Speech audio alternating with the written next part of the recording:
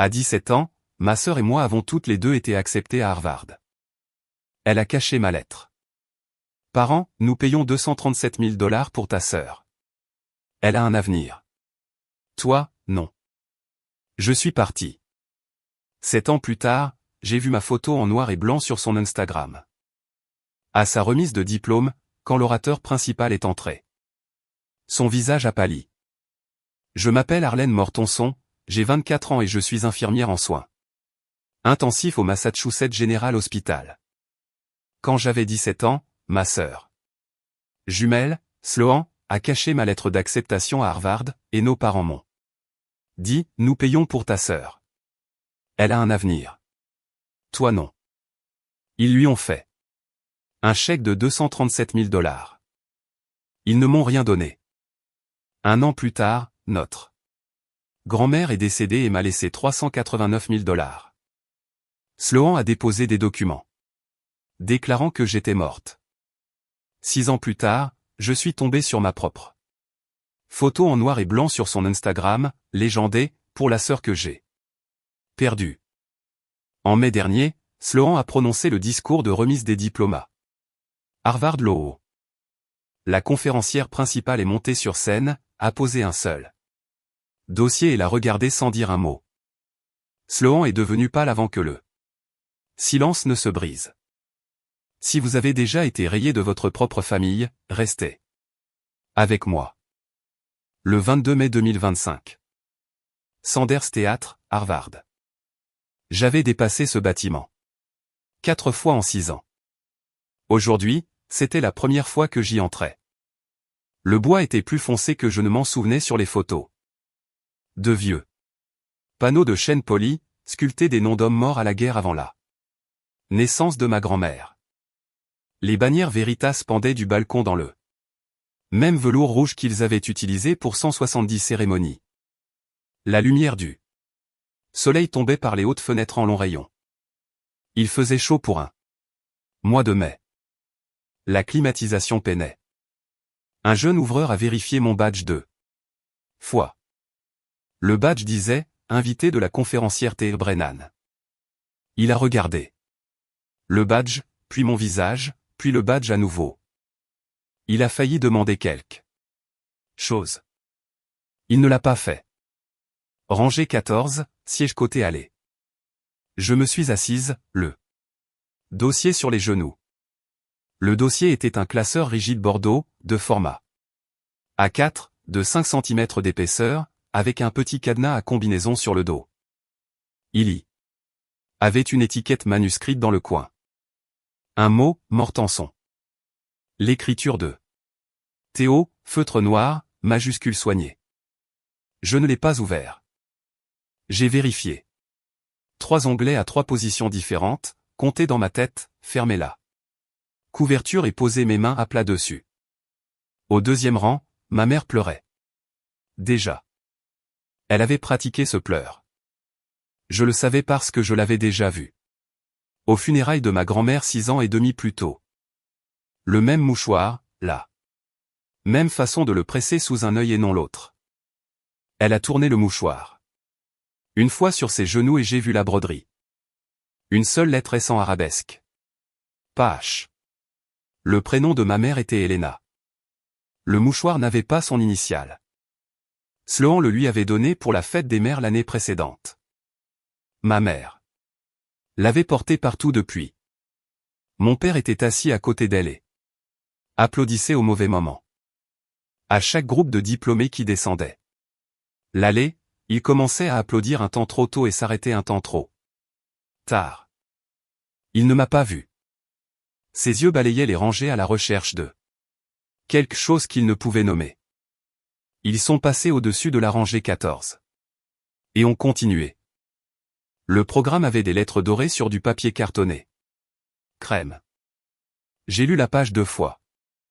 Sloan Monsieur Mortenson, oratrice étudiante de la cérémonie de remise des diplômes. Theodora E. Brennan, JD, discours principal. 2 noms sur un morceau de papier. L'une avait passé 6 ans à voler l'autre. Le doyen a pris la parole et a souhaité la bienvenue aux familles. 1200 invités. Sur des sièges en gradin. 23 rangées de toges noires sur le parterre. Le maréchal de l'université a mené la procession et l'air sentait le vieux bois. La laine chaude et le parfum cher de quelqu'un, 2 rangées plus loin. Quand ils ont appelé le nom de Sloan, elle est sortie des coulisses. Elle avait les cheveux relevés en un chignon haut, le même chignon que j'avais porté tout haut. Long du lycée, le seul style que j'avais jamais porté. Elle avait volé mes cheveux l'année où elle avait volé mon avenir. Aujourd'hui, elle portait les 2. Elle a salué nos parents. Le salut était pour la salle. Elle l'avait pratiqué aussi. Apprêtée, photogénique, la tête inclinée de 3 degrés vers la gauche, de sorte que sa boucle d'oreille gauche captait la lumière de la scène. Elle a fait une pause au pupitre pour les photographes de la rangée de presse. Elle a souri. J'ai senti quelque chose dans ma poitrine se replier soigneusement. Et rester fermé. Théo Brennan était assise au rang des invités d'honneur. Derrière le pupitre, entre le doyen Crawford et le président de l'association. Des anciens élèves de la faculté de droit. Théo avait 61 ans, les cheveux blancs tirés en arrière, une toge noire, les mains croisées sur les genoux. Elle regardait la rangée 14. Elle n'a pas hoché la tête. Elle n'a pas souri. Elle a juste regardé. Je l'ai laissé regarder. Le doyen a prononcé quelques mots sur le courage, l'état de droit et la prochaine génération. Il a présenté Sloan comme une jeune avocate remarquable dont l'histoire personnelle allait tous vous émouvoir aujourd'hui. Sloan s'est approchée du micro. Elle a posé une main de chaque côté du pupitre. Elle a inspiré de la manière dont on vous apprend à inspirer en coaching de communication. Elle a levé les yeux vers le fond de la salle. Elle a maintenu ce regard pendant 2 temps complets.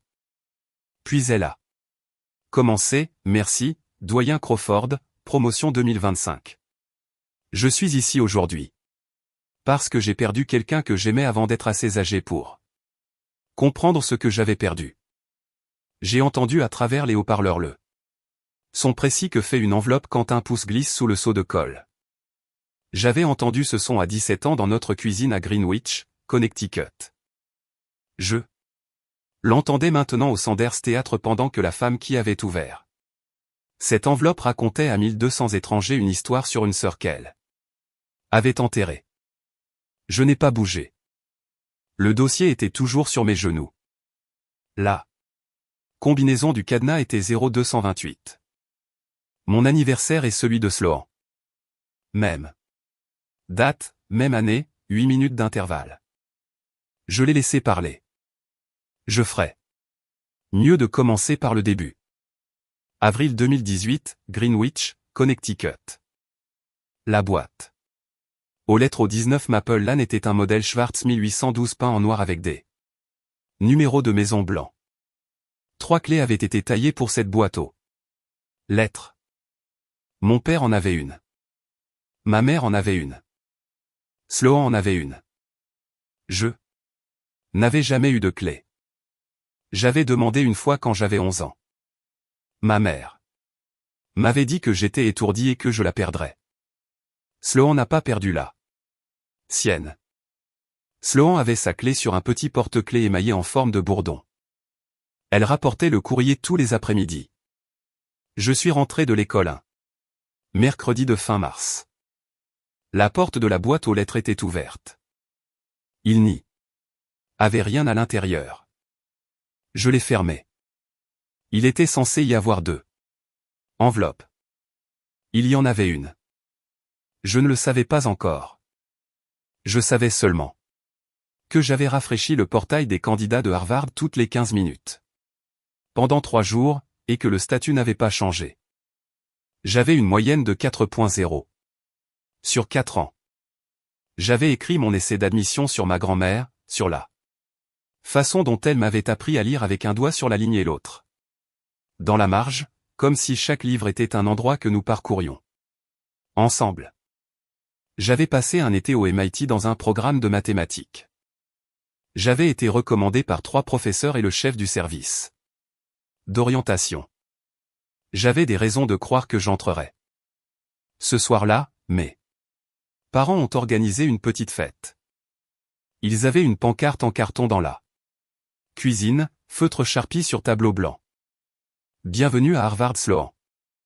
Ma mère avait fait des lasagnes. Mon père avait acheté une bouteille de Corbal Californie, à $14,99 chez STU Leonares, le reçu était toujours dans le tiroir de la cuisine parce que mon père conservait tous les reçus et remplissait 4 flûtes. J'ai demandé à ma mère doucement si un autre courrier était arrivé. Elle s'est retournée sans me regarder. Chérie, tout le monde n'est pas admis. Ne fais pas de cela une question personnelle. Mon père a levé son verre à Sloan. Il a fait un clin d'œil. Il a dit, à l'avenir. J'ai dit que je montais à l'étage. Dans la chambre de Sloan, j'ai pris sa calculatrice sur son bureau. Je lui avais dit que je l'empruntais. Le bureau était propre. Elle avait une pile de livres de préparation au SAT dans le coin. 3 Princeton Review, 2 Baron et un Kaplan qu'elle n'avait pas ouvert. Le Kaplan était plus épais que les autres, ses pages encore sans plis. Je l'ai pris pour l'apporter dans ma chambre. Le coin d'une enveloppe a glissé d'entre les pages. Elle avait un sceau cramoisi. Elle était adressée à Arlène C. Mortenson. Elle avait été ouverte. À l'intérieur, la lettre commençait par les mots que mes amis dans les chats d'admission avaient décrits, « Nous sommes heureux de vous informer ». Quelqu'un avait dessiné un petit cercle bleu autour de ces 4 mots avec un stylo bille. Le cercle était serré. Le stylo avait appuyé fort. Je l'ai lu 3 fois. J'ai vérifié le cachet de la poste. Le 28 mars 2018. Le même cachet que celui de la lettre de Sloan. J'avais vu l'enveloppe de Sloan 2 jours auparavant, déjà encadrée dans la chambre de nos parents, et les cachets de la poste étaient identiques au jour près. Même course de courrier, même livraison. Elle ne l'avait même pas bien caché. Elle l'avait seulement caché à des gens qui n'allaient jamais chercher. Je suis descendu en tenant la lettre.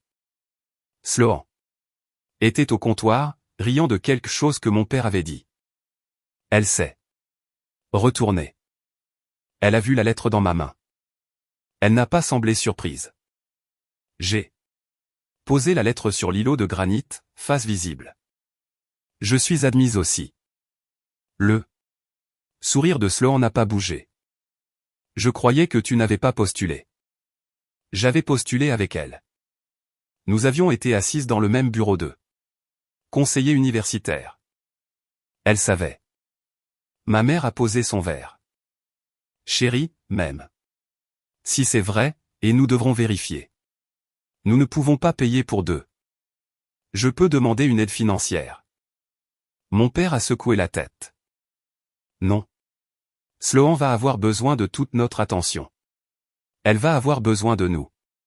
Pour être présent. Nous ne pouvons pas diviser ça. Il a fait une pause. Il ne m'a pas regardé. Nous payons pour ta sœur. Elle a un avenir. Toi non. Ma mère a hoché la tête une fois. La façon dont elle hochait la tête quand un entrepreneur lui annonçait un chiffre qu'elle avait déjà accepté. Sloan a dit. Doucement, maman, elle trouvera quelque chose. Elle le fait toujours. Mon père a bu. Il y avait une feuille de calcul imprimée sur le comptoir. Je ne l'avais jamais vue auparavant. Sloan, coût de l'université Harvard 2018 à 2022.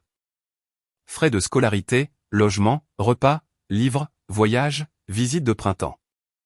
Total en bas, $237 000 avec une colonne d'augmentations annuelles estimée.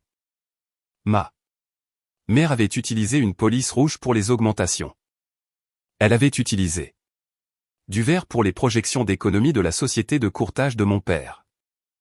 Il n'y avait pas de deuxième feuille pour moi. J'ai pris la lettre. Je suis monté. Je n'ai pas mangé les lasagnes. Quand je suis redescendu 1 heure plus tard pour appeler ma grand-mère, la lettre n'était plus là où je l'avais mise. Je l'avais pliée, glissée sous mon clavier. Sloan avait été dans ma chambre. Sloan ne m'a pas regardé quand je l'ai croisé dans l'escalier. Je n'ai pas retrouvé cette lettre avant presque 7 ans. J'ai appelé ma grand-mère. Depuis le téléphone fixe du sous-sol. J'ai fermé la porte pour que mes parents n'entendent pas. Elle a écouté. Elle avait la maladie de Parkinson. Stade précoce. Sa voix ne tremblait pas encore. Sa voix était la chose la plus calme que j'ai jamais entendue. Ma chérie, a-t-elle dit, prends le prochain bus. J'ai une chambre. Ton nom est dans mon testament. Ils ne peuvent pas te l'enlever. Ne discute pas avec eux. Ne supplie pas. Ne t'explique pas, viens ici. J'ai fait mes bagages en 3 jours, un sac à dos Jansport bleu marine. 2 paires de jeans, 5 chemises, une brosse à dents, le livre de poche de Suzanne Sontag qu'elle m'avait donné à 16 ans, avec la page sur le courage cornet. Mon permis de conduire, 43 $ en argent de babysitting. Un billet Greyhound de Bridgeport à Boston que j'ai acheté en ligne avec une carte de débit que j'avais ouverte à 16 ans avec la référence d'une bibliothécaire, 63 $. Siège 12B à 3 $. La nuit où je suis parti, mon père n'est pas descendu. Ma mère est restée devant la porte vitrée et m'a regardé traîner mon sac à dos dans l'allée. Elle a fermé la porte avant que je n'atteigne la rue. 3 semaines plus tard, ma grand-mère est décédée. Je suis arrivé 11 heures en retard. Le bus de Boston à Hartford avait été dévié à cause d'un incendie sur l'autoroute I-91. Au moment où j'ai atteint la maison, elle était partie depuis l'aube, et ma mère était déjà là, organisant la cuisine comme elle organisait chaque cuisine où elle mettait les pieds. Elle ne m'a pas regardé. Ma sœur était dans la chambre de notre grand-mère, fouillant la commode. Je n'ai rien dit à aucune des deux. Je me suis assise sur le porche de ma grand-mère dans l'obscurité. La chemise de flanelle qu'elle m'avait laissée était pliée sur le fauteuil à bascule. Elle sentait toujours son parfum. Je suis retourné à Boston avec la flanelle. Je n'avais pas d'appartement. Il me restait 36 $ après le bus. J'ai marché de South Station jusqu'à Cambridge avec mon sac à dos sur les 2 épaules légers. Demandé à la IWC s'ils avaient un lit. Ils en avaient un, à 36 $ par nuit. J'ai failli rire. 3 jours avant de mourir, ma grand-mère m'avait envoyé 300 $ par Western Union. Je les ai récupérés le lendemain matin dans un stop and shop sur Mass Avenue avec mon permis de conduire et le numéro de confirmation qu'elle m'avait envoyé par SMS. La caissière a glissé l'argent dans la fente d'une enveloppe. Il y avait un reçu imprimé avec la date et le montant. Il y avait aussi une ligne manuscrite sur le bordereau, de son écriture, ne rentre pas à la maison. J'ai gardé ce bordereau. Je l'ai maintenant dans une boîte ignifugée dans mon appartement. C'est le premier élément de preuve que j'ai jamais conservé sans savoir qu'il aurait de l'importance. J'ai appelé ma mère depuis une cabine téléphonique dans le hall de la IWC. Salut, quoi? Je voulais juste te faire savoir que je vais bien. Sloan se porte bien à Harvard. Ne la dérange pas. Elle a raccroché. Je n'ai plus appelé pendant 6 ans.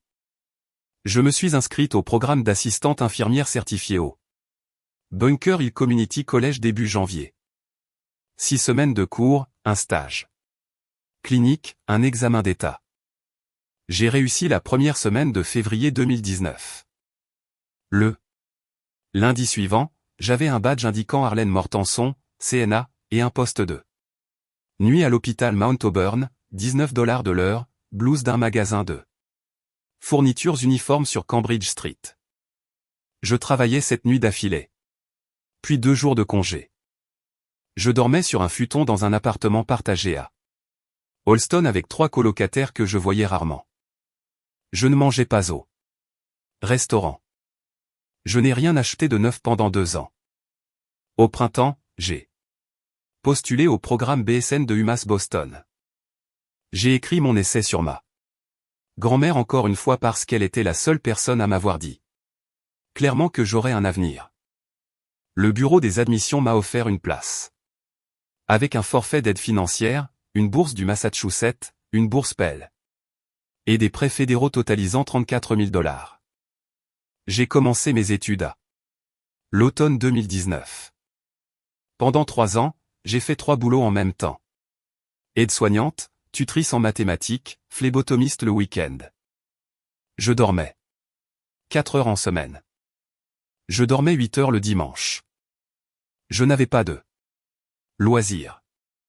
Je n'avais pas de petit ami. Je n'appelais pas à la maison. Je n'appelais pas Sloan. Une fois, la 2e année, j'ai vu une femme qui ressemblait à ma mère dans le rayon des fruits et légumes du Stop and Shop de Quincy. Je suis parti sans rien acheter.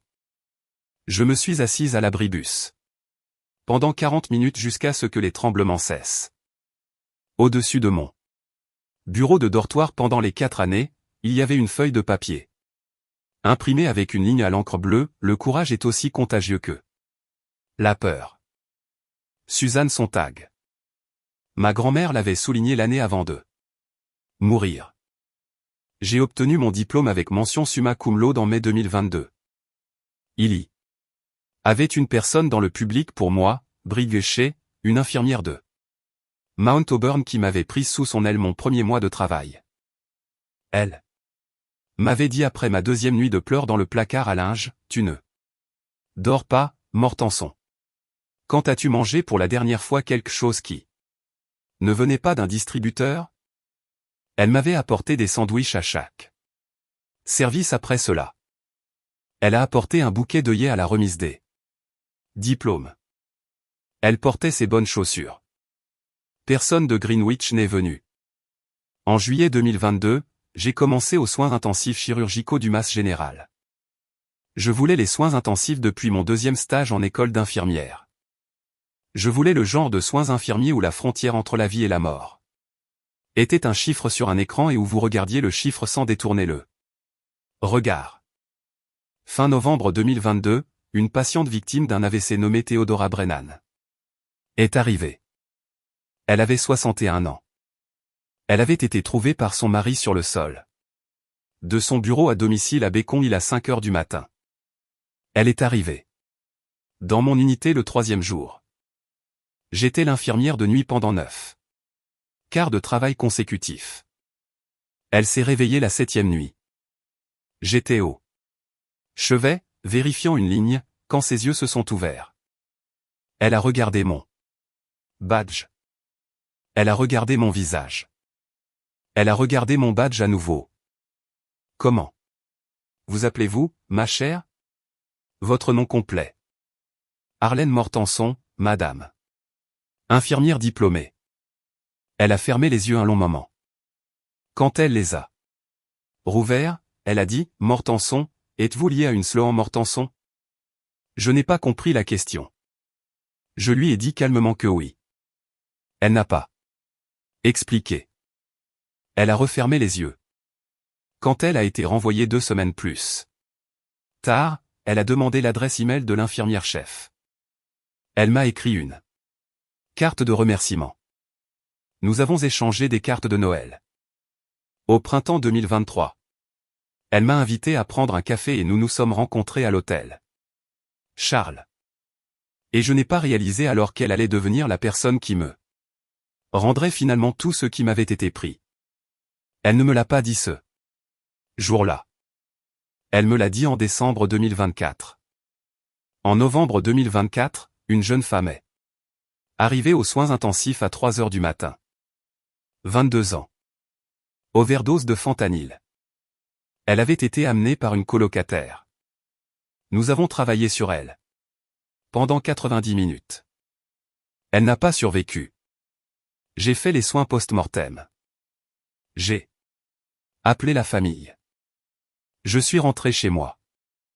Je suis entré dans mon studio à Somerville à 4 heures du matin, j'ai enlevé les blouses et je me suis assis au bord de mon lit.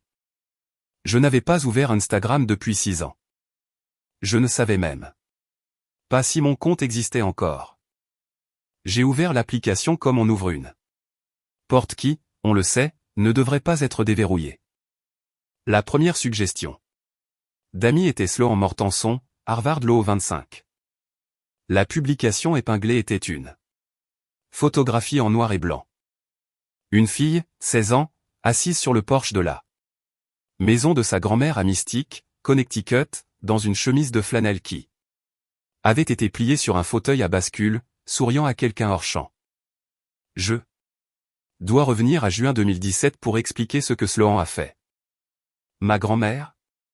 Eleanor Alverson, Nelly pour son club de bridge, jamais pour ma mère, a été diagnostiquée avec un stade précoce de la maladie de Parkinson ce printemps-là. 6 semaines après le diagnostic, elle s'est rendue seule à un cabinet d'avocats de Boston appelé Brennan Ashford & Vance au 26e étage d'une tour sur State Street. Elle avait un rendez-vous à 9 heures avec une associée junior nommée Theodora Brennan, qui lui avait été recommandée par une amie du Hartford Bridge Club. Théo avait 33 ans à l'époque, 3 ans après sa Claire, junior d'un associé principal nommé Mark Ashford, qui s'occupait de la plupart des successions du cabinet. Ma grand-mère est restée dans le bureau de Théo pendant 1 heure et demie. Elle lui a dit, dans l'ordre qu'elle jugeait important, les choses suivantes. Elle avait 2 petites filles. C'étaient des jumelles. Elles n'étaient pas pareilles. L'une avait tout eu. L'autre avait eu une chaise à la petite table depuis qu'elle savait marcher. Elle voulait s'assurer qu'à sa mort, la seconde aurait un avenir que ses parents avaient décidé de ne pas lui donner. Elle voulait 389 000 $. Le produit après plus-value de sa deuxième maison à Mystic devait être placé en fiducie pour Arlen C. Mortenson, distribuable lors de son inscription à l'enseignement supérieur ou à son 21e anniversaire, selon la première éventualité. Elle voulait Theodora Brennan comme exécutrice. Elle voulait une clause résiduelle, si Arlen décédait prématurément ou ne pouvait être localisée après une recherche raisonnable, le solde irait à Sloan. Elle a ajouté elle-même la clause résiduelle au crayon dans la marge du brouillon. Elle a dit à Théo, je n'ajoute pas cela parce que je fais confiance à l'autre. Je l'ajoute parce que la loi m'oblige à nommer une éventualité et je refuse de laisser la ligne vide. La fiducie a été signée le 12 juin 2017. Dossier BAVE 2017-1183. En août 2018, Sloan a eu connaissance de la clause résiduelle. Je ne le savais pas à l'époque. Je l'ai appris plus tard lors d'une déposition. Ma mère et ma grand-mère s'étaient disputées à la table de la cuisine à Greenwich. La semaine précédant mon départ de la maison. Sloan était à l'étage. La dispute portait sur l'argent. Ma mère a accusé ma grand-mère de faire des favoritismes. Ma grand-mère lui a dit que la fiducie n'était pas négociable. Ma mère a dit. Alors, Dieu préserve qu'il arrive quelque chose à Arlen parce que Sloan est là. Seul qui le mérite. Sloan était assise sur le palier de l'étage. Sloan a entendu la réponse de ma grand-mère, alors Dieu ne le préservera pas, Elena. Parce que s'il arrive quelque chose à Arlen, ce ne sera pas Dieu. Ce sera l'une de vous. Sloan a appris de cette conversation que la ligne dans la fiducie était, décédé prématurément ou ne peut être localisée. 3 mois plus tard, ma grand-mère est décédée. J'avais 18 ans. J'étais à Boston. J'avais arrêté de parler à ma mère. Sloan était une étudiante de première année à Harvard. Le 2 mars 2019, une notice nécrologique est apparue sur un site web appelé legacytribute.org, un petit site commémoratif en ligne qui permet aux utilisateurs de payer 40 $ et de créer une page commémorative.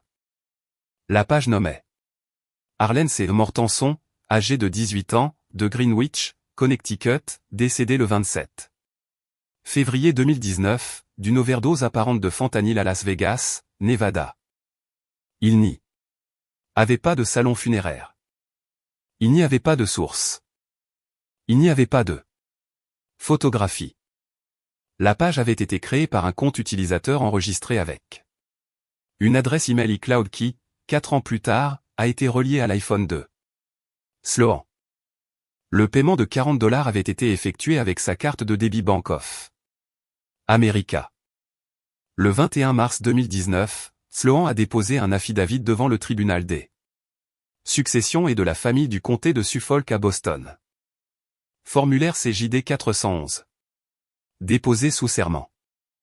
L'affidavit déclarait que sa sœur Arlene C. Mortenson était décédée à Las Vegas, Nevada, le 27 février 2019, d'une overdose de fentanyl. Que la famille avait été informée par des amis de la défunte, qu'aucun corps n'avait été récupéré pour le transport, qu'aucune réclamation d'assurance n'était faite et que la défunte n'avait pas de descendance. Était joint une impression de la nécrologie de legacytribute.org.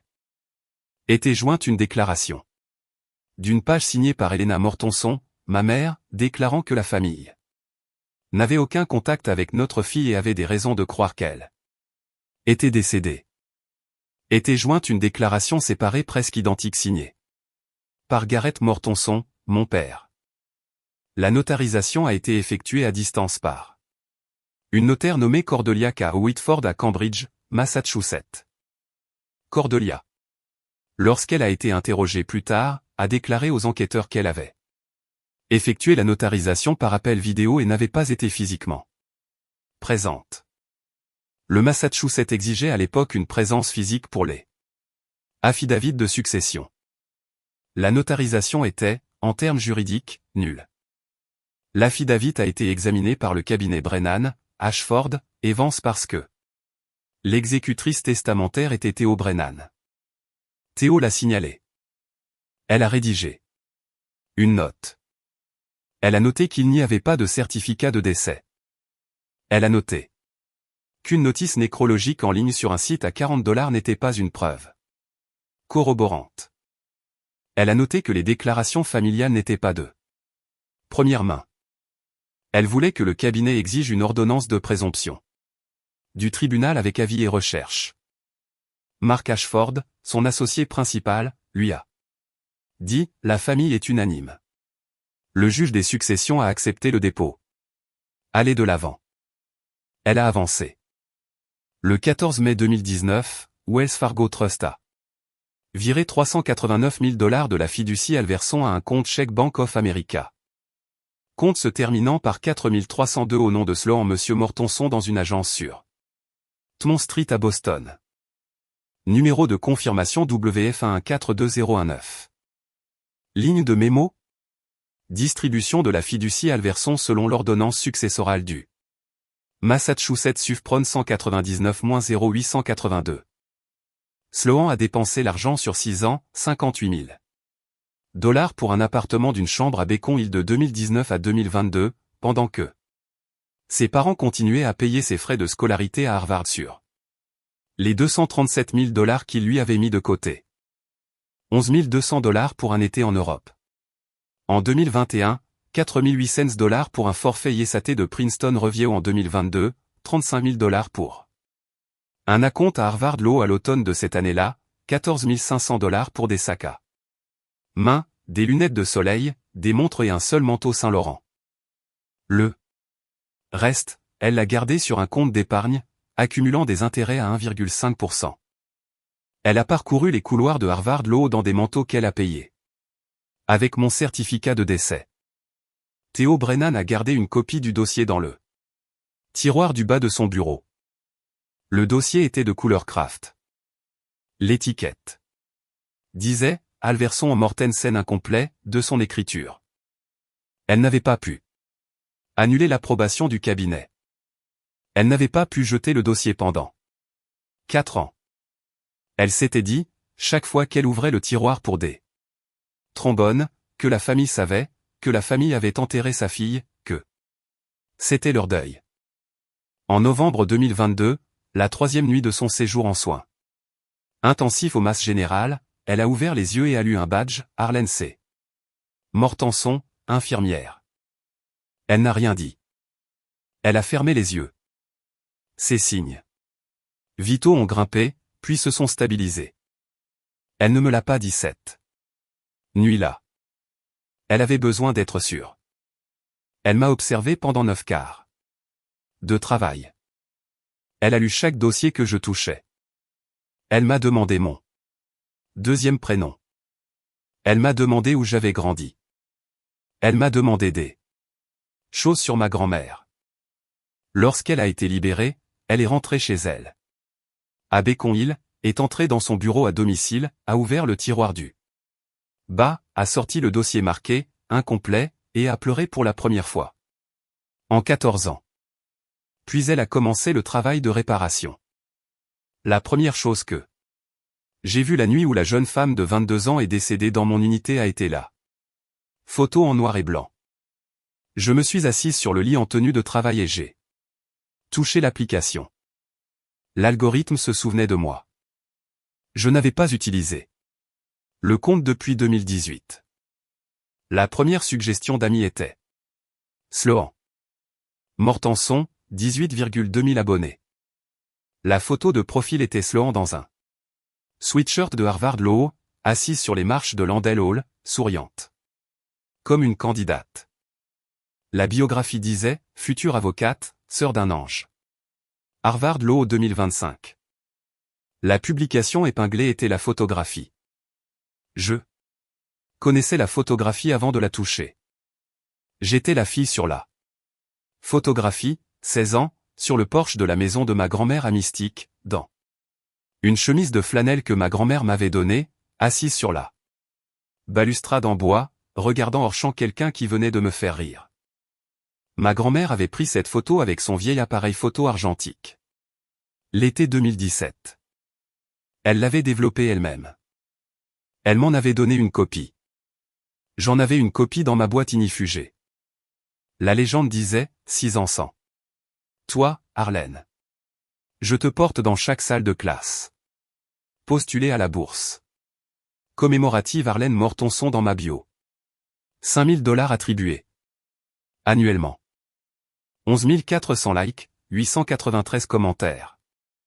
Sloan, tu es si forte. Ta sœur te regarde déchirer ce semestre. C'est pourquoi j'ai fait un don à la bourse. Priant pour votre famille chaque jour. Vous l'honorez par votre travail. J'ai fait défiler. La publication était datée du 2 mars 2024. J'ai lu chaque commentaire. Je les ai lus 2 fois. J'ai lu les légendes de la publication suivante et de la suivante et de la suivante. Sloan devant Landell. Sloan à un dîner de la Federalist Society. Sloan en tenue de cours sur les marches du palais de justice du comté de Suffolk. Je suis ici pour nous deux. 22 000 likes. J'ai fait défiler 6 ans. J'ai compté 38 publications distinctes dans lesquelles Sloan faisait référence à sa sœur décédée. La sœur décédée était toujours souriante. La sœur décédée avait toujours 16 ans. La sœur décédée était toujours en noir et blanc. J'ai fait des captures d'écran de chaque publication. J'ai créé un dossier dans mon disque dur. Je l'ai nommé « Reçu brouillon 1 ». J'ai fermé l'ordinateur portable. Le soleil se levait sur la Charles River. Je n'avais pas dormi. Je suis allé dans la cuisine et j'ai ouvert l'armoire. Au-dessus du réfrigérateur. Il y avait une boîte d'archivage en carton marron. Sur l'étagère supérieure. Je ne l'avais pas ouverte depuis que Théo me l'avait tendue au printemps 2023, quand elle m'avait dit gentiment que les vieux papiers de ma grand-mère avaient été conservés pour moi et que, quand je serais prête, je pourrais les lire. Je n'avais pas été prête. J'ai soulevé le couvercle. La première enveloppe au-dessus était une petite pochette craft avec mon nom écrit. De la main de ma grand-mère. À l'intérieur se trouvait une feuille pliée de son papier à lettres monogrammées, et une seule photographie dans une pochette. En papier. La photographie était l'original de la photographie sur l'Instagram de Sloan. Même cliché, même cadre, même flanelle. Je l'ai tenue à la lumière. Elle était plus grande d'1 pouce carré. Il y avait une date écrite au dos de la main de ma grand-mère. Juillet 2017. La note était à l'encre bleue, si tu lis ceci un jour, cela signifie que quelque chose a mal tourné. Fais confiance à Theo Brennan. Le dossier qu'elle a est le tien. Je me suis assise sur le sol de la cuisine. J'ai tenu la photographie et la note sur mes genoux. Le ciel extérieur était gris clair. Un bus est passé devant la fenêtre. Je n'ai pas pleuré. J'ai appelé le mas général et j'ai dit à l'infirmière chef que j'avais besoin de 5 jours. J'ai appelé Theo Brennan à 9 h ce matin-là. Quand elle a décroché, j'ai dit, ma grand-mère a écrit votre nom sur un morceau de papier. Je dois savoir pourquoi. Il y a eu un long silence à l'autre bout. Puis Theo a dit, venez à mon bureau à 3 h. N'apportez rien. J'ai tout ce dont vous avez besoin. Les bureaux de Brennan, Ashford et Vance étaient au 26e étage d'une tour sur State Street, à 3 pâtés de maison du palais de justice. Theo était devenu associé principal en 2021. Son nom était maintenant sur la porte. Elle m'a fait entrer dans son bureau d'angle à 3 h. Elle a fermé la porte. Elle a versé 2 verres d'eau. Elle ne s'est pas assise à son bureau. Elle s'est assise en face de moi sur l'une des chaises de client. Elle a posé le dossier Kraft sur la table entre nous. Elle a posé une main à plat dessus. J'ai gardé ça pendant 6 ans, dit-elle. Je suis désolé de ne pas vous avoir trouvé plus tôt. Je ne savais pas si vous étiez vivante. Après 2022, je savais que j'aurais dû agir plus vite. J'avais besoin d'être certaine que nous pouvions le prouver avant de venir vers vous. Je vous demande maintenant de pardonner ce délai, mais je ne vous demande pas de me pardonner. Je vous demande de me laisser vous aider. J'ai attendu. Vous avez une lettre d'acceptation à Harvard. Vous ne l'avez pas vue. Nous en avons une copie. Elle a glissé une feuille de papier sur la table. Le sceau cramoisi daté du 28 mars 2018. Adressé à Arlene C. Mortenson. Nous avons assigné les admissions. L'original est au dossier. Vous avez été admise. Vous avez décliné par le silence. Ils ont clos le dossier. La lettre était réelle. Je le savais. Vous n'avez pas seulement perdu la lettre. Sloan l'a signée. Elle a glissé une deuxième feuille de papier. Formulaire USPS 3811, la carte de confirmation de livraison verte. Daté du 30 mars 2018. Ligne de signature du destinataire, 2 lettres et un nom de famille. S. Mortenson. Ce n'était pas le facteur qui devinait le foyer. Le facteur exige un nom imprimé. Vous étiez la seule Mortenson à cette adresse dont le prénom commençait par une lettre autre que S. Votre père est Garrett. Votre mère est Helena. La signataire était Sloan. Je n'ai jamais eu la clé de la boîte aux lettres. Je sais. Elle a glissé une troisième feuille de papier. Une copie imprimée d'un dossier de succession du comté de Suffolk. Suffolk et 19-0882, affidavit de décès. J'ai lu mon propre nom tapé en haut. Sloan a déposé cela le 21 mars 2019. Elle a juré sous peine de parjure que vous étiez décédé à Las Vegas d'une overdose de fentanyl. Je n'ai pas bronché. Theo a dit, j'ai signalé cela en 2019. Mon associé principal m'a ignoré. J'ai vécu avec cette annulation chaque jour depuis que le tribunal des successions du Massachusetts a accepté l'affidavit. La présomption de décès a été enregistrée. Les fonds de la fiducie ont été libérés. Combien? 389 000 $. Où Sont-ils allés? Compte chèque Bank of America se terminant par 4302. Le 14 mai 2019 de Sloan. Nous avons la confirmation de virement. Elle a glissé. L'enregistrement du virement. Elle a dit, j'ai passé les 7 derniers mois à monter un dossier. Je veux vous montrer ce que j'ai. J'ai hoché la tête. Elle m'a tout expliqué. Elle avait assigné le département de police de Las Vegas. Métro. Elle avait engagé un détective privé au Nevada pour obtenir tous les registres de décès publics entre 2018 et 2025. Il n'y avait pas d'Arlène Mortenson. Il n'y avait pas de Jane Doe correspondant à ma description. Il n'y avait pas de rapport de police. Il n'y avait pas de rapport de médecin légiste. Le décès que Sloan avait juré n'avait jamais eu lieu. Elle avait assigné le MAS général. Elle avait un dossier d'emploi complet me montrant embauché en juillet 2022, payant des impôts fédéraux sur le salaire sous mon numéro 2. Sécurité sociale toutes les 2 semaines. Puisque l'IRS avait un enregistrement de moi vivante chaque année où le tribunal des successions du comté de Suffolk avait un enregistrement de moi morte. Elle avait assigné Bank of America. Elle avait chaque relevé mensuel du compte chèque principal de Sloan de mai 2019 à avril 2025. Elle avait surligné les lignes pertinentes en jaune, le loyer de Bacon Hill, le voyage en Europe, le forfait ISAT, le dépôt pour Harvard Law. Les sacs à main. Elle avait calculé exactement combien mon corps mort avait payé.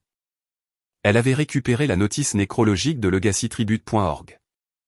Elle avait assigné les enregistrements des utilisateurs de la plateforme.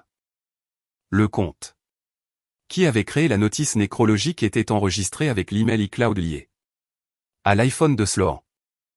Le paiement de $40 avait été effectué à partir d'une carte Bank of America au nom de Sloan. Elle avait retenu une experte en écriture médico-légale nommée Linda Voss, anciennement du FBI. Voss avait analysé un deuxième affidavit signé par Arlène, un document plus petit que Sloan avait déposé auprès du tribunal des successions, prétendant que je renonçais à l'héritage en le comparant à 6 échantillons connus de ma vraie signature. Mon permis de conduire, mon dossier médical du MGH, mon diplôme de BSN, mon bail d'appartement, une demande de carte de crédit, un registre d'entrée à l'hôpital. Voss avait conclu avec une grande confiance, classe 3, la plus élevée dans son industrie, que la signature en question était une simulation non authentique. Elle avait retrouvé Cordelia Whitford, la notaire. Cordelia avait accepté, en échange d'une immunité limitée de la commission des notaires du Massachusetts, de confirmer par écrit qu'elle avait effectué la notarisation de 2019 à distance par appel vidéo et n'avait pas rencontré Sloan en personne. Cela seul annulait la notarisation en vertu de la loi du Massachusetts telle qu'elle était en 2019. Elle avait récupéré les messages textes entre Sloan et ma mère de mai 2019. Ils avaient été récupérés à partir de la sauvegarde iCloud 2. Ma mère, sous assignation. Théo a retourné l'impression avant de la faire glisser. Vous pourrez la lire plus tard. Je peux la résumer. Résumé. Votre mère a écrit, es-tu sûr que c'est la seule façon? Sloan a répondu. Ce n'est pas volé si elle n'allait jamais le demander. J'ai laissé cela planer dans la pièce. Théo a dit, votre mère savait. Votre père a signé. Qu'il ait lu ou non ce qu'il a signé, c'est à lui de s'en expliquer. Je ne le qualifierai pas d'innocent. Je ne le ferai pas. Il y a une dernière chose. Elle a retourné l'impression et m'a glissé une autre feuille de papier. Un email du bureau des cérémonies de la faculté de droit de Harvard, daté du 11 novembre 2024. Le conférencier principal de la cérémonie de remise des diplômes de mai 2025 était confirmé, Theodora E. Brennan, promotion 1995. L'oratrice étudiante de la cérémonie de remise des diplômes était confirmée, Sloan M. Mortenson, JD 25. Elle a dit, j'ai gardé ce dossier pendant 6 ans. Je ne le garderai pas un jour de plus, mais je ne bougerai pas sans vous. Le discours principal est dans 5 mois et demi. Nous pouvons déposer une plainte civile. Maintenant. Nous pouvons saisir le procureur du comté de Suffolk maintenant ou nous pouvons attendre jusqu'en mai. Présenter les preuves devant les gens dont elle a volé la reconnaissance pour obtenir ce qu'elle a, puis déposer la plainte. Je ne vais vous recommander aucune voie. Je vais vous demander ce que vous voulez. Elle ne m'a pas regardé quand elle a posé la question. J'ai regardé la photographie que j'avais apportée avec moi, l'original de la boîte de ma grand-mère. Je l'ai posée sur le bureau entre nous, à côté du dossier Kraft. Réservez-moi la rangée 14, ai-je dit. Maintenant, je peux vous raconter ce qui s'est passé le 22 mai. Sloan a parlé pendant 6 minutes et 40 secondes. Elle a raconté à l'Assemblée l'histoire d'une sœur qu'elle appelait Arlène, décédée trop jeune, à cause de force que notre génération passerait sa carrière à combattre, et comment elle avait porté ce chagrin dans chaque mémoire qu'elle avait jamais écrit. Et comment elle le porterait dans chaque salle d'audience où elle se tiendrait. Elle a dit à l'Assemblée qu'elle était là pour deux. Elle a dit à l'Assemblée que la perte était le programme original de la loi. Elle a dit à l'Assemblée, et c'est la partie qui m'a fait écouter le plus attentivement, qu'elle avait décidé de faire Harvard Law parce qu'avant la mort de sa sœur était la plus intelligente. Il y a eu un petit rire choqué de l'auditoire à cela. Sloan a souri au rire et a continué. Elle était la sœur que mes parents auraient payée si on leur avait donné le choix. L'Assemblée a pensé qu'elle était humble. Je suis resté assise au rang 14 avec le dossier Bordeaux fermé sur mes genoux et j'ai regardé ma mère au rang 2 presser le mouchoir brodé sous son œil gauche et non son droit. Sloan a conclu, chaque mémoire que j'écris, je l'écris pour 2200 personnes se sont levées. Elles ont applaudi pendant 14 secondes. Sloan a baissé la tête. Ses yeux étaient rouges. Elle est descendue de l'estrade pour s'asseoir à sa place d'oratrice étudiante. Et elle s'est assise les mains croisées sur les genoux et elle a hoché la tête. Une fois à nos parents. Le doyen est retourné au pupitre. Il est maintenant mon privilège de présenter notre conférencière principale, Theodora E. Brennan. Promotion 1995, associée chez Brennan Ashford & Vance est l'une des grandes plaideuses de sa génération. Théo s'est levée. Elle a marché durant des invités d'honneur jusqu'au pupitre. Elle a posé le dossier Bordeaux sur le pupitre. Elle ne l'a pas ouvert. Elle n'a pas regardé ses notes. Elle n'a pas regardé l'auditoire. Elle a regardé Sloan. Le silence a commencé. Il a duré 4 secondes. 5, 7, 9. Les gens ont commencé à bouger sur leur siège. Le doyen l'a regardé. Théo n'a pas bougé.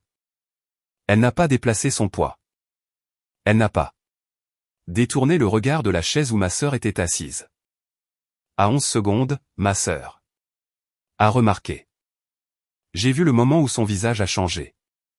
Ce n'était pas de la panique. C'était de la reconnaissance. C'était la reconnaissance de quelqu'un qui a passé des années à construire un bâtiment et vient d'entendre la première poutre se fissurer. Théo a alors regardé l'auditoire. Elle a dit « Merci. Doyen Crawford, promotion 2025. Avant de commencer mon discours principal, je voudrais présenter une invitée au rang 14. Selon les registres du tribunal des successions et de la famille du comté de Suffolk, dossier numéro SUF P19-0882. Cette invitée est décédée en février 2019 d'une overdose de fentanyl à Las Vegas, Nevada. Elle est en fait très vivante. Elle est infirmière diplômée au Massachusetts General Hospital. Elle a été admise à Harvard en 2018, la même année que l'oratrice qui vient de parler d'elle. L'écran derrière Théo s'est allumé. Diapositive 1. La lettre d'acceptation de Harvard datée du 28 Mars 2018. Adressé à Arlens et Mortenson, le sceau cramoisi. Le premier. Paragraphe encerclé au stylo bille bleu. 1200 têtes se sont tournées à l'unisson vers la rangée 14. Certaines m'ont trouvé, d'autres non. Je ne m'étais pas encore levé. Au rang 2, mon père a arrêté d'applaudir. Il n'applaudissait pas. Il a arrêté de chercher. Sa tête s'est penchée lentement avant et est restée penchée comme un homme à qui l'on montre le fond d'un puits. Théo a dit, la lettre est arrivée à la maison. La personne qui l'a signée n'était pas la personne à qui elle était adressée. Diapositive 2. Formulaire USPS 3811. Daté du 30 mars 2018. Ligne de signature. S. Mortenson. Sloan s'était levé à moitié de sa chaise. Elle s'est rassie. Le doyen l'a regardé et a fait un petit geste de la main pour la contrôler. Théo a dit. Le 21 mars 2019, l'oratrice qui m'a précédé a déposé un affidavit sous serment au tribunal des successions du comté de Suffolk déclarant que la femme du rang 14 était décédée. Elle l'a déposé sous peine de parjure. Diapositive 3. La ligne de signature de l'affidavit. Sloan Monsieur Mortenson. Sloan a dit. Dans l'air. Il n'y avait pas de microphone devant elle, mais la pièce était si silencieuse. C'est un malentendu. Il y a eu un. Le doyen Crawford a levé la main. Il a secoué la tête une fois. Théo a continué. Le département de police de Las Vegas Metro a confirmé par écrit qu'il n'y a pas de registre de décès pour une Arlene Mortenson dans le comté de Clark, Nevada, entre 2018 et 2025. Il n'y a pas de rapport de police. Il n'y a pas de constatation du médecin légiste. Le décès qu'elle a juré sous peine de parjure n'a pas eu lieu. Diapositive 4. La certification de Las Vegas estampillée, signée, datée. À côté, sur un écran partagé, un badge d'employé du MGH. Arlens et Mortenson. Infirmière. Date d'embauche, juillet 2022. Théo a dit, bien que cette affidavit affirme un décès en 2019, la femme de la rangée 14 est employée à l'hôpital général du Massachusetts depuis 2022. Elle a payé l'impôt fédéral sur le revenu chaque trimestre sous son numéro de sécurité sociale. L'internal revenu service l'avait. Le tribunal des successions non. Au rang 8, un homme en blazer marine a posé son programme et a cessé de regarder la scène. Il a plutôt regardé ses propres mains. J'ai appris plus tard qu'il était membre du conseil d'administration d'une organisation à but non lucratif de Boston qui avait accordé à Sloan une bourse d'intérêt public l'été précédent. Il a démissionné du conseil d'administration le mardi suivant. Au rang 5, une femme qui avait été la conseillère pédagogique de Sloan pendant 3 ans a fermé les yeux et ne les a plus rouverts jusqu'à ce que Théo ait terminé. Je me suis levé. Je n'ai rien dit. Je me suis juste levé. J'étais toujours au rang 14. Le dossier est resté sur le siège à côté de moi. 200 personnes m'avaient maintenant dans leur ligne de mire. Sloan m'a vu. Je l'ai vu me voir. Sa main est montée lentement à sa bouche comme si elle goûtait quelque chose qu'elle croyait propre. Théo n'a pas fait de pause. Le 14 mai 2019, 389 000 $ d'une fiducie établie par Eleanor Alverson, la grand-mère des 2 femmes, ont été virées d'un compte de fiducie Wells Fargo vers un compte Chèque Bank of America au nom de l'oratrice qui m'a précédé, sur la base de l'affidavit que vous venez de voir. Diapositive 5, la confirmation de virement. Le montant en dollars en entier, haut de 3 mètres. Théo a dit, elle a parcouru les couloirs de cette école avec de l'argent qu'elle a reçu après avoir déclaré sa sœur décédée. Les fonds ont payé le loyer d'un appartement, d'une chambre à Bacon Hill. Ils ont payé un été en Europe. Ils ont payé l'acompte de sa place dans cette promotion de diplômés. Diapositive 6. Loyer. Bacon Hill. Europe. Préparation ISAT, dépôt Harvard Law, sac à main, Saint-Laurent. Les chiffres se sont empilés. Chaque poste est apparu à l'écran. Pendant 6 secondes. L'auditoire les a lus en silence. Quelque part dans le balcon supérieur, l'obturateur d'un appareil photo de téléphone s'est déclenché. Et la femme qui le tenait s'est excusée si rapidement que le son n'était audible. Depuis le parterre. Au rang 2, ma mère avait la main sur la bouche. Au rang des invités d'honneur, le doyen Crawford avait pris le petit téléphone fixe à côté de sa chaise et avait dit quelque chose dedans. Un homme en costume sombre a marché rapidement le long de l'allée latérale et est sorti par la porte arrière. J'apprendrai plus tard qu'il était allé appeler le bureau du conseiller général.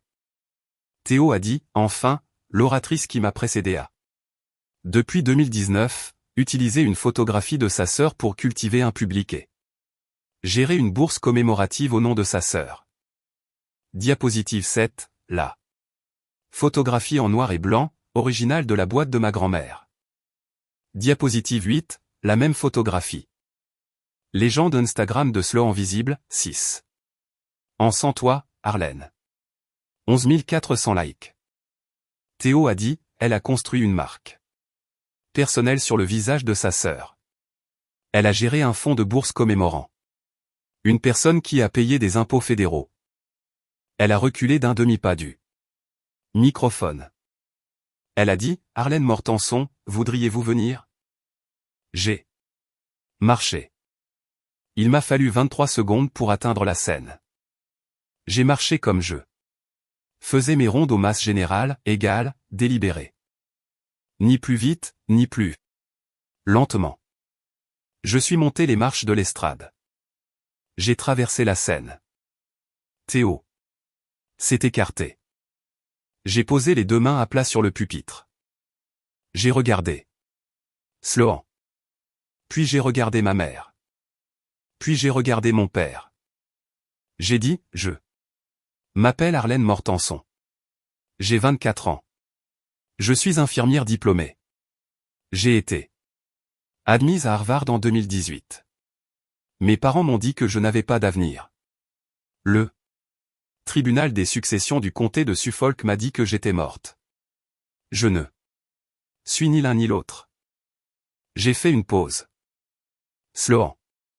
Maman. Papa. Je ne suis pas venu ici aujourd'hui pour demander des excuses. Je suis venu ici pour être enregistré. Mon père s'est levé au rang 2. Il ne s'est pas dirigé vers moi.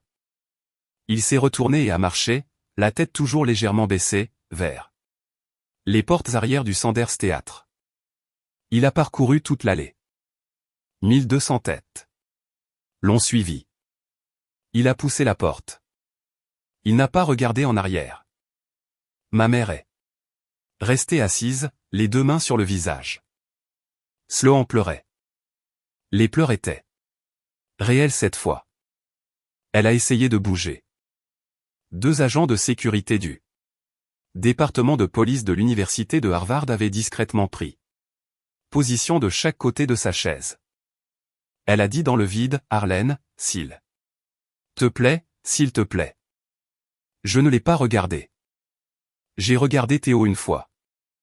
Elle a hoché la tête. J'ai quitté la scène. J'ai descendu l'allée. Je ne me suis pas arrêté. J'ai dépassé la chaise de Sloan sans tourner la tête. J'ai dépassé la rangée de ma mère sans tourner la tête. La pièce était si silencieuse que j'entendais le bourdonnement du projecteur. J'ai poussé les portes arrière et suis sorti dans la cour, sous le soleil de mai. Théo m'a suivi. Elle avait le dossier Bordeaux sous le bras. En 72 heures, le monde que j'avais passé 6 ans à ne pas réclamer s'était réorganisé. La faculté de droit de Harvard a suspendu le diplôme de Sloan, en attendant un examen de caractère et d'aptitude, une Procédure standard du barreau. La suspension était indéfinie.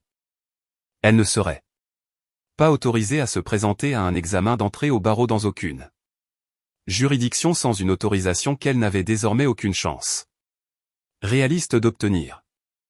Le Conseil des examinateurs du barreau du Massachusetts a officiellement reçu le renvoi le lendemain matin. Le Boston Globe a publié l'histoire le 24 mai. La signature était de nœud au rein. Le titre était direct. La cérémonie de remise des diplômes de Harvard Law interrompue alors que l'oratrice principale révèle une fraude successorale contre la sœur d'une étudiante diplômée. L'article était détaillé. Il citait Théo. Il citait l'affidavit, les enregistrements de virement, la certification de Las Vegas, le reçu de l'USPS. Il utilisait mon nom. Il n'utilisait pas, à ma demande, une photographie de moi. L'article a été partagé 84 000 fois en 18 heures. L'Associated Press l'a repris. Le New York Times a publié un bref article dans la section juridique. Un podcast juridique très écouté en a fait son sujet principal. Sloan a supprimé son Instagram dans les 3 heures suivant la publication de l'article du Globe. Internet l'avait déjà sauvegardé. La page de la bourse commémorative sur le site clinique de la faculté de droit a été retirée. 11 anciens donateurs de la bourse ont demandé des remboursements. La clinique les a remboursés. La bourse valait $5 000 annuellement. Elle avait été attribuée une fois. Le bureau du procureur du comté de Suffolk a publié une déclaration le 28 mai. L'affaire était en cours d'examen. Des accusations de parjure d'État et de fraude successorale étaient envisagées. Le bureau du FBI de Boston s'est intéressé à la fraude par virement parce que les fonds de la fiducie avaient traversé les frontières de l'État, de l'opération nationale de fiducie de Wells Fargo vers un compte chèque de Boston. Le calendrier de l'enquête, m'a dit mon avocate, s'étendrait probablement entre 18 et 30 mois. Sloan a été licencié de son poste d'associé d'été dans un grand cabinet d'avocats de New York dans les 24 heures suivant l'article du Globe. C'est fiançailles avec un diplômé de la Harvard Business School de 2024 nommé Connor Whitlock. Ils avaient prévu un mariage en août à Newport, ont été annulés le 3 juin. La famille de Connor a publié une brève déclaration par l'intermédiaire d'un publiciste disant qu'il souhaitait bonne chance à Sloan et ne ferait plus de commentaires. Le 30 mai, mon avocate a déposé une plainte civile devant la Cour supérieure de Suffolk. Mortenson contre Mortenson et al. Action civile 2025 CVE 3318. Les défendeurs étaient Sloan Monsieur Mortenson, Elena Mortenson et Garrett Mortenson. La plainte demandait le remboursement des $389 000 avec 6 ans d'intérêt, des dommages et intérêts pour infliction intentionnelle de détresse émotionnelle, et une injonction interdisant à Sloan d'utiliser mon nom, mon image ou ma ressemblance dans tout contexte commercial ou promotionnel pour le reste de sa vie. Théo était la principale avocate sur l'affaire. Elle ne m'a pas facturé. Mon père a quitté la maison du 19 Maple Lane le 2 juin. Il a loué un appartement d'une chambre à Stanford, Connecticut, près de la gare. Il m'a appelé le 2e jour. Je n'ai pas répondu. Il a laissé un message vocal. 41 secondes. Arlène, j'ai signé ce papier en 2019. Je ne l'ai pas lu. Je l'ai signé parce que ta mère m'a dit de le signer. Ce n'est pas une raison. Je suis désolé. J'ai été un lâche pendant 30 ans. Tu n'as pas à me rappeler. Je rembourse ce que je peux. Je suis désolé. Je l'ai écouté une fois. Je l'ai écouté à nouveau. Je n'ai pas répondu. J'ai sauvegardé le message vocal sur mon disque dur. Ma mère a appelé 23 fois en 9 jours. J'ai accepté de la voir une fois. Le hall de l'hôtel Cambridge Marriott. Le 11 juin. 11 heures. Du matin. Espace public. Des gens autour. 2 fauteuils en cuir près d'une table basse. Café. Aucune de nous n'allait boire.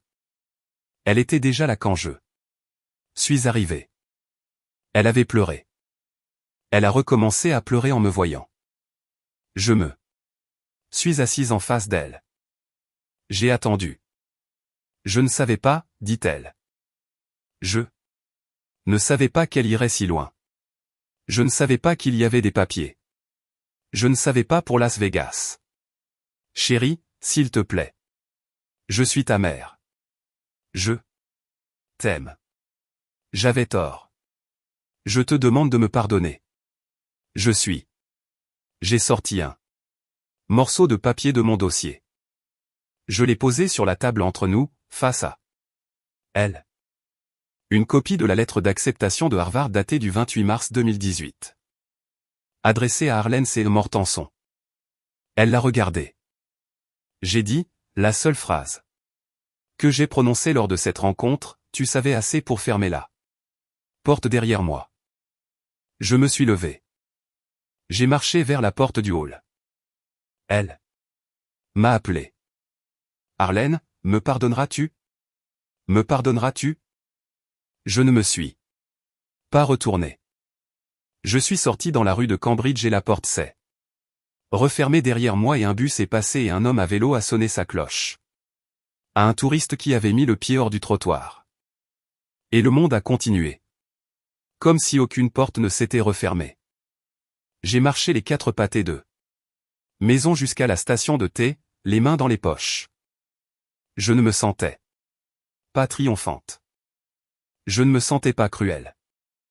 Je me sentais comme à la fin d'un quart de travail difficile. Le corps toujours droit, le travail accompli, la marche toujours nécessaire. Sur le quai, je me suis assise sur un banc en bois. Et j'ai regardé un moineau manger la moitié d'une frite. Et j'ai pensé, je n'ai jamais eu à la convaincre. J'ai seulement eu à arrêter de lui demander d'être convaincu. J'ai pris la ligne rouge pour rentrer chez moi. J'ai fait du thé. Je ne l'ai pas rappelé. Mes parents ont demandé une séparation légale. Fin juin. Ils ne vivaient pas ensemble. La séparation était une formalité. La plainte civile a été réglée à la mi-août. Sloan a consenti à un jugement pour le principal, 389 000 $ avec 6 ans d'intérêt au taux légal fédéral plus 180 000 $ de dommages et intérêts. Pour satisfaire au jugement, elle a vendu l'appartement de Beacon Hill. Pour le reste, mes parents ont vendu la maison du 19 Maple Lane. Je ne suis pas allé à la clôture. Les photographies de l'agent immobilier de la maison de Greenwich ont été mises en ligne un vendredi. L'îlot de cuisine semblait plus petit sur la photographie qu'il ne l'avait semblé en 2018. La boîte aux lettres sur le trottoir, modèle Schwartz 1812. Peinte en noir, était visible sur l'une des photos panoramiques. Dès le mardi suivant, la maison était sous contrat. Les acheteurs avaient 2 enfants et un labrador. Théo m'a envoyé l'annonce publique parce qu'elle pensait que je pourrais vouloir la voir. Je l'ai regardée une fois et j'ai fermé l'onglet. J'avais postulé à Harvard Law en décembre 2024. Je n'avais pas dit à Théo. Je n'avais pas dit à Brig. J'avais soumis la candidature via le portail standard. J'avais écrit mon essai sur une jeune femme de 22 ans décédée aux soins intensifs en novembre. Sur la façon dont la ligne entre être en vie et être en vie sur le papier est tracée par les personnes qui décident de la tracer et ce qu'une infirmière doit à un patient lorsque la ligne est tracée injustement. Je n'avais pas mentionné ma famille. Je n'avais pas mentionné ma sœur. Je n'avais pas mentionné un héritage. J'avais écrit l'essai en tant qu'infirmière. Le 14 juin, j'ai reçu un email du bureau des admissions. Arlene, nous avons examiné votre candidature une 2e fois. Nous aimerions vous offrir une place dans La promotion 2028. Le forfait d'aide financière était de 19 000 $ en bourse. Sans prêt. J'ai accepté cet après-midi-là. J'ai appelé Brig avant d'appeler Théo. Brig a pleuré pendant environ 3 minutes. J'ai pleuré pour la 3e fois en 7 ans. Je n'ai pas compté la 3e fois comme une perte. Le règlement civil a été clos en août. J'ai récupéré 389 000 $ plus les intérêts. Plus les dommages et intérêts. J'ai remboursé les 34 000 $ de prêts scolaires en soins infirmiers. J'ai mis de côté suffisamment pour les frais de scolarité et le loyer pour 3 ans. J'ai pris 200 000 $ et j'ai créé un organisme 501c3 appelé le Fonds commémoratif Éléanore Alverson. L'énoncé de mission du fonds est une phrase pour les étudiants dont les familles ont choisi le silence à leur égard. Nous vous rendons votre nom. Le conseil d'administration compte 3 membres, Théo Brennan, Bridget Shea, et moi. La première bourse a été attribuée fin août à une jeune femme de 17 ans de Hartford, Connecticut, nommée Mav Donnelly. Sa sœur jumelle avait été admise à Yale ce printemps-là. Ses parents avaient accepté de payer la totalité des frais de scolarité pour la sœur. Ils avaient dit à Mav qu'elle devrait faire un collège communautaire et trouver un mari. Nous avons payé la première année de Mav à l'université de Boston. Nous paierons chaque année suivante. J'ai travaillé mon dernier quart de travail au Mass Général le 28 août. Brig a apporté un gâteau de fête. Le patient dont je me suis occupé la dernière heure de mon quart de travail était un homme de 81 ans se remettant d'un triple pontage.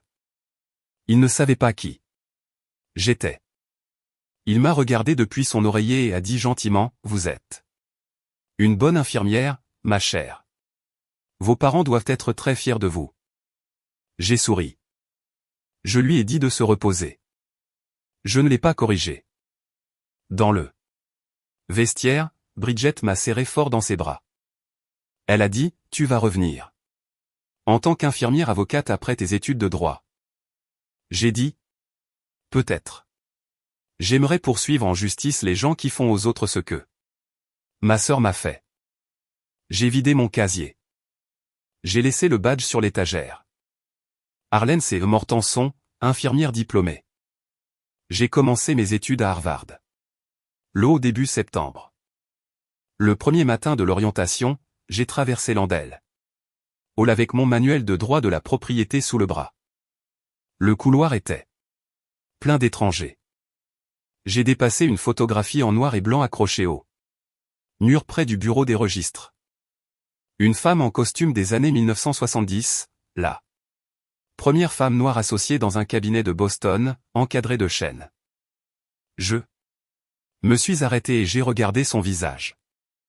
Elle n'était pas ma photographie. Elle n'était pas moi. La photographie en tête de l'orientation de la cohorte sur la première diapositive était celle de la promotion 2028. C'était une photo de groupe. Nous l'avions prise la veille. J'étais au 3e rang, souriante. Je vais être avocate. Non pas parce que Sloan l'était, mais parce que je le veux. Si vous avez déjà été rayé de votre propre famille. Si votre nom a été barré du testament, de la porte, de la photographie, de l'avenir, je veux que vous entendiez quelque chose que j'ai dû apprendre seul. Votre nom n'est pas le leur à donner. Votre nom n'est pas le leur à prendre. Je n'appelle plus la trahison famille. Je l'appelle par son nom propre. C'est un crime. Et puis j'en finis avec cela. Si cette histoire vous a ému, laissez un commentaire et dites-moi. L'auriez-vous exposé en public ou l'auriez-vous géré en privé? Je lirai chacun. 2.